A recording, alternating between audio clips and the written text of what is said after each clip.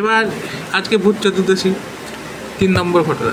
3 নম্বর ঘটনা হচ্ছে, এটা আমি মানে চোখের সামনে দেখিনি, কিন্তু মানে এটা স্বপ্নের মাধ্যমে হয়েছিল। মানে স্বপ্ন আর বাস্তবের একটা মেলবন্ধন। ব্যাপারটা কী হয়েছে যে, আমার মেজো জ্যাঠা গত হয়েছিলেন 2016 সালে। 2016 সালের আগস্ট মাসে এরকম টাইমে মেজো জ্যাঠা গত হয়েছিলেন, পরলোক গমন করেছিলেন।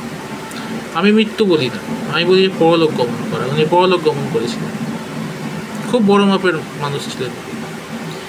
এবার তা মেজো জ্যাঠা পরলোক গমন করলো, তারপর এই 1 মাস কি 2 মাস পর আমি মা মেঝেতে শুয়ে আছি। আমি তখন রেল কোয়ার্টারেই থাকি। তা মেঝেতে শুয়ে আছি, দিয়ে মাদুর পেতে। এবার রাত তখন 2টো 2:30 এরকম বাজে, শুয়ে রয়েছি। এবার ব্যাপারটা কী ছিল, বাবা শুধু পাশের ঘরে, আমি আর মা এই ঘরে মেঝেতে গড়াগড়ি দিচ্ছি।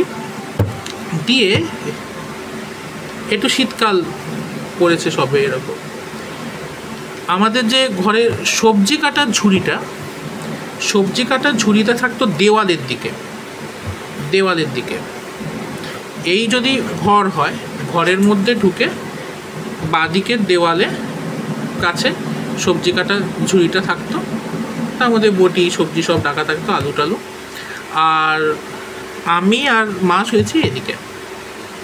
তা এবার কি হয়েছে যে, আমার রাতে একবার ধম করে ঘুম ভেঙে গেল। এমনিতে আমার ঘুম খুব পাতলা, আমার ঠাকুমারও ঘুম খুব পাতলা ছিল, ইনসমনিয়া টাইপের ছিল। ওর বৈশিষ্ট্যটা আমিও পেয়েছি। দিয়ে ঘুমটা ভেঙে গেল। তারপর চোখ মুখ ধুয়ে এসে আবার শুয়ে পড়েছি। তখন আবার চোখে একটু তন্দ্রায় এসছে, কিন্তু আমি তখনও জানি যে এই সবজি কাটার ঝুড়িটা কিন্তু ছিল একদম দেওয়ালের কাছে। আমি কখনোই সবজি কাটার ঝুড়ি মাথায় নিয়ে শোবো না। এবার 3টে 2:30 3টে এরকম, আমার সঠিক মনে নাই টাইম। এবার চোখে তন্দ্রা এসছে। হঠাৎ স্বপ্নে দেখলাম যে মেজো জ্যাঠা এসছে। এবার স্বপ্নে কি হয়, আমাদের মাথায় থাকে না, অনেক স্মৃতি ব্লকড হয়ে যায়। যে মেজো জ্যাঠা যে গত হয়েছে, উনি যে পরলোক গমন করেছেন, এটা আমার স্বপ্নের মধ্যে মনেই নেই।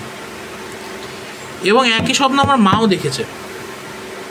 কি দেখেছে? দেখছি মেজো জ্যাঠা এসে ওই দেওয়ালের ধারে শুয়ে রয়েছে। এবং মেজো জ্যাঠা জীবদ্দশাতেও যখনই আসতো, ওই দেওয়ালের ধারে এসে শুয়ে পড়তো, ঠিক ওই জায়গাটাতে এসে শুয়ে পড়তো।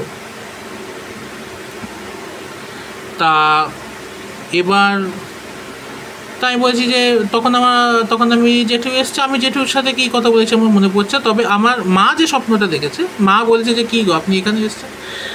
তখন মাকে বলছে যে, এই তোমাদের দেখতে এলাম, আমি আবার চলে যাবো, বেরিয়ে যাবো আবার। এরকম ভালো বোঝা কথা। এবার আমি দেখছি মেজো জ্যাঠা শুয়ে রয়েছে। আমি হয়তো বলেছি কি কেন এসছো, এরকম বলেছি, কি ব্যাপার, হ্যাঁ এরকম টাইপের কিছু একটা বলি, যেমন বলি আর বলতাম আর কি। তারপর আমার চট করে ঘুমটা ভেঙে যায়। ঘুমটা ভেঙে যাওয়ার পর আমি দেখি যে সবজি কাটা ঝুড়িটা ওই বঁটি সমেত, ওটা ছিল দেওয়ালের কাছে, সেটা এগিয়ে এসছে আমার মাথার কাছে।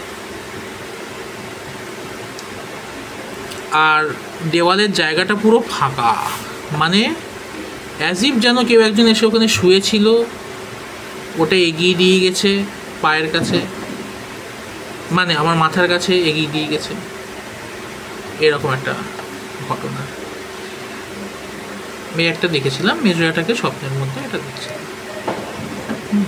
মানে সব দেখছি স্বপ্নে, কিন্তু এটা আমি শুনেছি যে, মানে ব্যাপারটা শুনেছি বলে না, এটা বাস্তব ঘটনাই যে যখনই ওনারা আসেন যোগাযোগ করেন। আমরা যখন ঘুমিয়ে থাকি তখন আমাদের শরীর, আমাদের যে আত্মাটা শরীর থেকে কিছুটা বিচ্ছিন্ন অবস্থায় চলে যায়। যন্ত্রটা চলে, হার্ট চলে, ব্রেন চলে, সবই চলতে থাকে, জৈবিক যে কাজগুলো। এটা তো একটা পুরোটা মেশিন ভগবানের হাতে তৈরি। কাজেই প্রাকৃতিকভাবে ডিজাইন করা এটা চলতে থাকে। কিন্তু আত্মা মানে আমাদের কিছু মানে দেহ থেকে বেরিয়ে আসে আর কি, মানে তার চারপাশেই থাকে জিনিসটা। তখন এই যোগাযোগগুলো হয়, তখনই ওনারা পারেন অ্যাকচুয়ালি কন্ট্যাক্টটা করতে।